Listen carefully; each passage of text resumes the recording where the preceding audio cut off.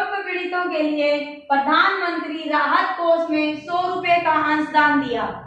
इस रैखिक समीकरण को लिखिए जो आंकड़ों को संतुष्ट करे और समीकरण का आलेख भी खींचिए। यहाँ पर क्या है, दो लड़कियां हैं, दो यामिनी और फातिमा, इन दोनों ने भूकंप पीड़ितों के लिए प्रधानमंत्री राहत कोष में 100 रुपए का अंशदान दिया है। हमें यहाँ पे ये नहीं पता कि यामिनी ने कितना दिया और फातिमा ने कितना दिया, हमें इतना पता कि दोनों ने मिलकर 100 रुपए का अंशदान दिया है। ठीक है, यानी 100 रुपए दिए हैं प्रधानमंत्री राहत कोष में। ये जो जानकारी है इसको रैखिक समीकरण में लिखना है और फिर उसका आलेख भी खींचना है। तो आप देखिए, यामिनी द्वारा दिया गया अंशदान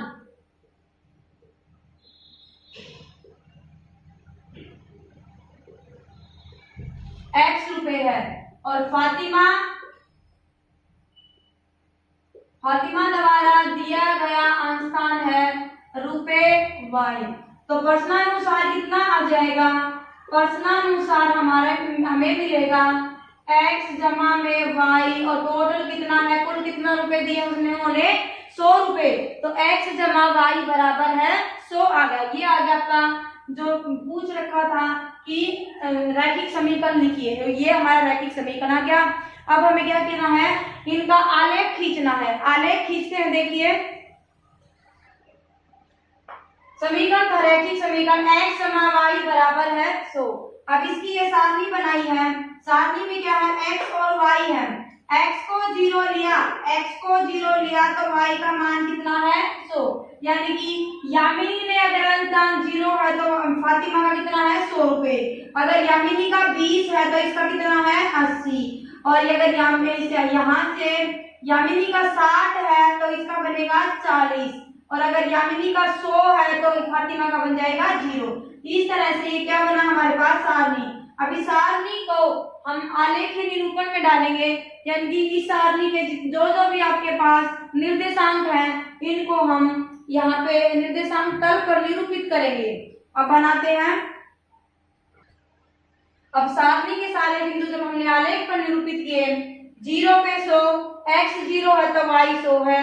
जब x का मान 20 लिया तो y आ गया आपके पास 80, x का मान 60 लिया तो y आ गया आपके पास 40, और जब x को 100 लिया तो y आ गया 0।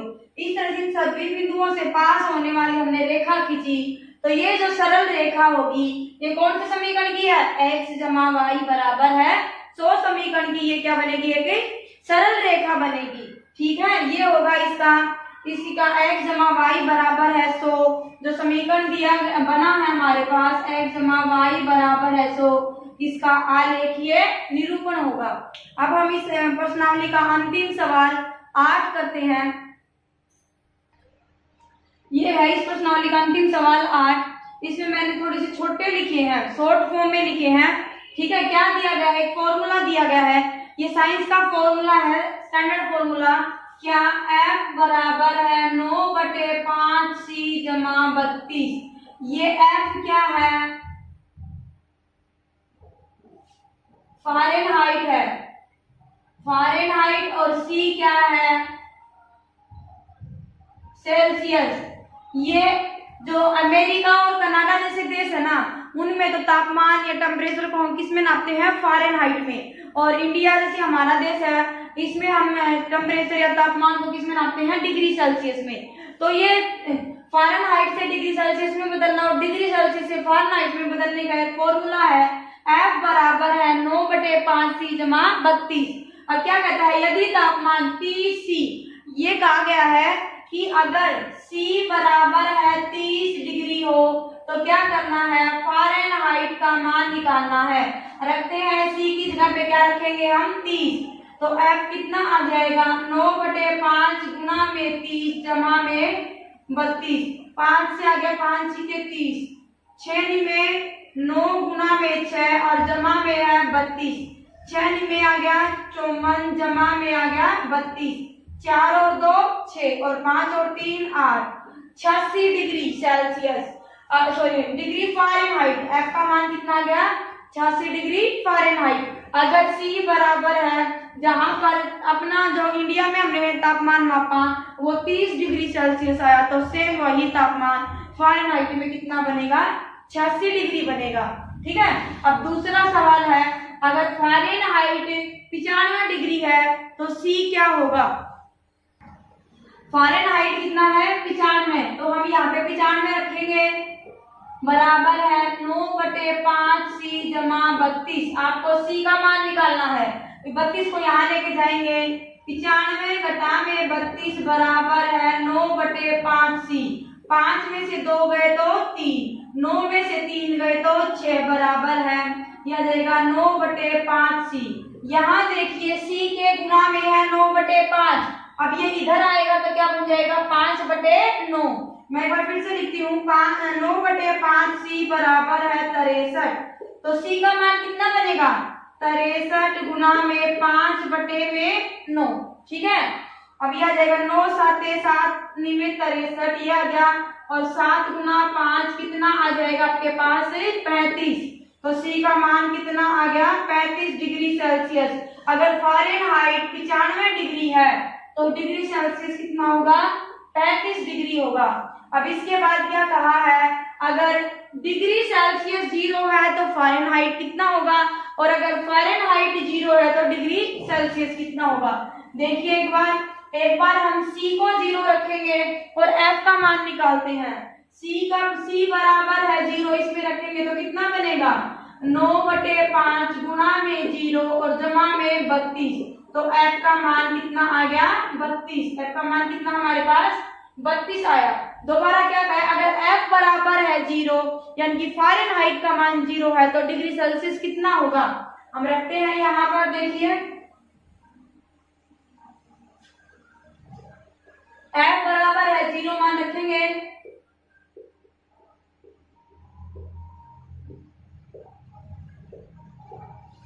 क्या बनेगा, F बराबर है 0 रखेंगे,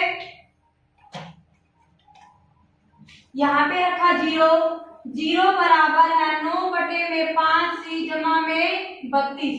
अब क्या करेंगे, 32 को यहाँ उठा के लेके जाएंगे, 9/5 C बराबर है, बन जाएगा घटा के 32। C कितना देगा, C के गुना में यहाँ है 9/5, इधर जाके क्या बन जाएगा, 5/9, यह देगा घटा के 32 गुना में 5/2, ये 5/9, 5 दूनी 10, गुना करते हैं, और 5 की 15 और 1 16, घटा के 160/9। ठीक है, कितना आया डिग्री सेल्सियस, घटा के 160/9 आ गया। जब आपने क्या लिया है, फ़ारेनहाइट को 0 लिया तो डिग्री सेल्सियस कितना आया है, घटा के 160/9। आप इसको भाग करके भी देख सकते हैं। ठीक है। इसके बाद है एक ऐसा संख्यात्मक मान, आपको ऐसा संख्यात्मक मान बताना है जहां पे आप डिग्री सेल्सियस को जितना रखोगे फ़ारेनहाइट भी उतना ही आ जाए। ठीक है, कि जितना डिग्री सेल्सियस रखो उतना ही फ़ारेनहाइट आ जाए, जितना फ़ारेनहाइट रखो उतना ही डिग्री सेल्सियस आ जाए। तो इस वाले सवाल में आपको थोड़ा सा याद करने की जरूरत पड़ेगी कि डिग्री सेल्सियस का मान कितना होगा, -k यानी कि घटा के 40, घटा का 40 अगर C है, हम यहाँ पे घटा के 40 C की जगह पे रखेंगे तो फ़ारेनहाइट भी घटा का 40 ही आएगा। एक बार रख के देखते हैं, यहाँ पे C बराबर है घटा 40 मान रखने पर क्या बनेगा, F बराबर है 9/5 गुना में घटा में 40 और जमा में आ गया 32, 5 8 40, यह देगा घटा के 9 गुना में 8 जमा में 32। ये देखो यहाँ पर घटा का है तो घटा 9 8 यहाँ से किया, और ये वाला जो माइनस का साइन है, घटा का साइन है, वो मैंने आगे ले लिया है। ठीक है, 8 में ये आ जाएगा 72 जमा में 32।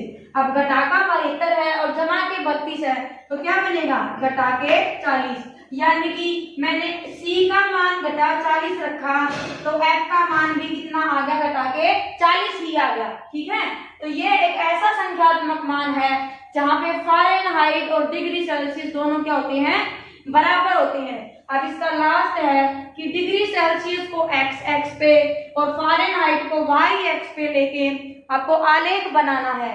तो यहाँ से जब हम आलेख बनाएंगे तो अभी आपने क्या रखा है, आलेख में एक मान तो आपके पास है ही, जब आप 7 नहीं बनाएंगे तो क्या बनेगा कि C अगर आपने 40 लिया घटा का, तो F भी कितना बनेगा, घटा के 40 बन जाएगा, ठीक है। और एक था जब आपने C को 0 लिया तो F कितना बना, अभी अभी आपने बना था, या तो 0 रख के कितना था, 32।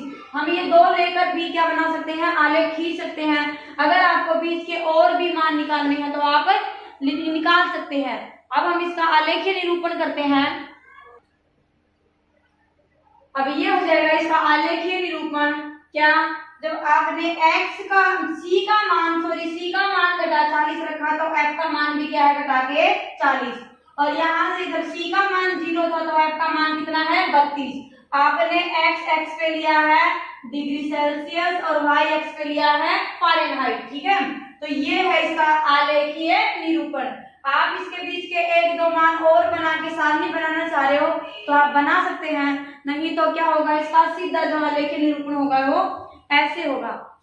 इसी के साथ प्रश्नावली 4.3 पूरी होती है और अगले वीडियो में हम 4.4 लेके आएंगे।